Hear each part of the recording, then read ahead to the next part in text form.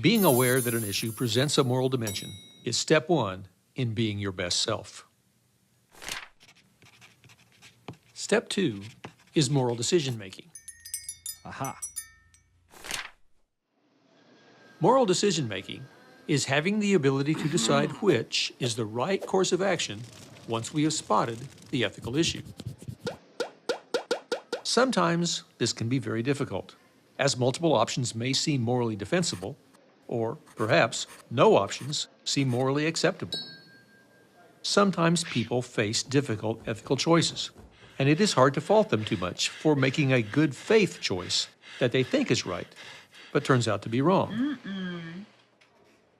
However, most white-collar crimes, overbilling, insider trading, paying bribes, fudging earnings numbers, hiding income from the IRS, and most other activities that lead people to end up doing the perp walk on the front page of the business section, do not present intractable ethical conundrums.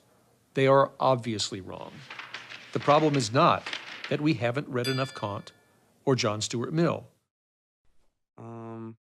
More commonly, the problem is that we are unaware of psychological, organizational, and social influences that can cause us to make less than optimal ethical choices. Our ethical decision-making is often automatic and instinctive. It involves emotions, not reasoning.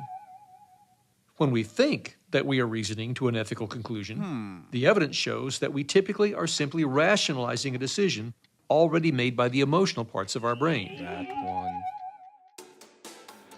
Our brain's intuitive system often gets it right, but not universally. So we should never ignore our gut feelings when they tell us that we're about to do something wrong. But our intuition does not always choose the ethical path. An important reason that the intuitive emotional part of our brain errs is the self-serving bias, which often leads us to unconsciously make choices that seem unjustifiable to objective third-party observers. As a simple example, a U.S. News and World Report survey asked some people, if someone sues you and you win the case, should they pay your legal expenses? 85% of the respondents thought this would be fair. The magazine asked others, if you sue someone and lose the case, should you pay their costs? No! Now, only 44% of respondents agreed, illustrating how our sense of fairness is easily influenced by self-interest.